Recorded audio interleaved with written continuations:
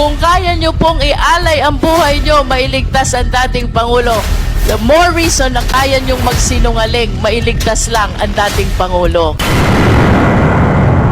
Grabe na to guys, matinding katanungan ni Congresswoman Nuestro sa driver bodyguard ni Pangulong President Duterte, mga ka-viewers. Pero dito nyo po makikita handang magtaya ng buhay ang driver bodyguard ni Pangulong Duterte para po mailigtas lamang ang buhay ni Pangulong Duterte. Kaya mga ka-viewers, panoorin po natin dahil po sa bigkas ng bibig ng Congresswoman na ito, talagang ahanga ka dahil sa diretsyo na tanong at sumasagot naman ng diretsyo ang driver bodyguard ni Pangulong Duterte, mga ka-viewers, dahil tungkol ito sa Davao Death Squad nung panahon ni Pangulong Duterte. Kaya panoorin na po natin ng sabay-sabay. Tara, let's go! Mr. Buenaventura, Yes, Your Honor. are you not confirming to the Quadcom the existence of the Davao Death Squad? Narinig ko lang yan, ma'am, dahil ang nagbigay ng pangalan yan is the media. Did you watch the Senate investigation where the President appeared? Yes, Your Honor. And did you watch him confirm that there is Davao Death Squad? Siya po, Your Honor. Yes, Siya po ang may sabi. did you watch him confirm? Yes. Napanood niyo po ba yon? Yes. And napanood niyo din po bang sinabi niya na si Senator Bato ay kasama dun sa Davao Death Squad? Narinig ko po, Your Honor. And of course, you've heard already that Las Cañas is also confirming that there is Davao Death Squad. Sa kanya, si Arturo Las Cañas po ang may sabi din sa kanya. Yes, and even Matobato is confirming that there is Davao Death Squad. Matubato. Yes, Your Honor. But of all the names that I have mentioned, I hope you realize that the President himself confirms the existence of the Davao Death Squad, and you are denying the Davao Death Squad. I did not, Your Honor. Narinig ko lang, Your Honor. I am not answerable for President, Your Honor. And when the President say that he confirms that there is the Davao Death Squad, then it means that there is really the Davao Death Squad.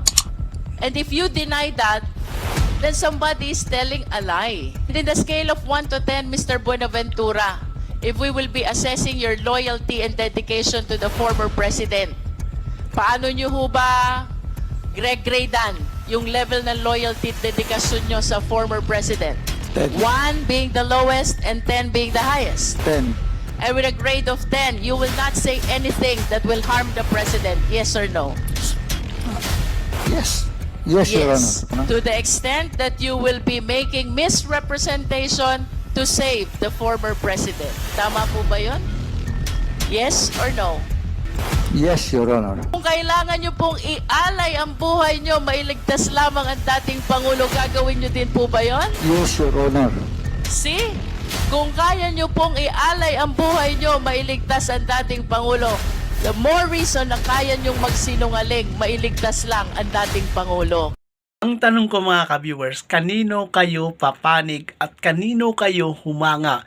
Kay Congresswoman Nuestro o yung driver bodyguard ni Pangulong Duterte, mga ka-viewers? Pero hindi talaga magpapatalo ang driver ni Pangulong Duterte kahit anong mga pukol na mga tanong ni Congresswoman sa kanya. Doon mo talaga makikita ang malasakit ng isang tauhan sa kanyang amo dahil hindi kaya ipahamak ang tao kahit marami kang alam, basta wag mo lang ilagdag yung amo mo. Kaya sana maraming makarelate sa video na ito dahil matindi rin si Congresswoman. Grabe, ang lupit na na. Diretso na doon ako humanga sa kanya kahit nakangiti siya sa mga katanungan niya sa driver ni Pangulong Duterte, pero may laman yun mga ka-viewers. Kaya maraming salamat mga ka-viewers kung nagustuhan niyo po yung video na ito mga ka-viewers. Click like and subscribe at pa-subscribe naman po sa atin mga sponsor at saka members. Maraming salamat mga ka-viewers ulit. Thank you and God bless you po sa atin lahat.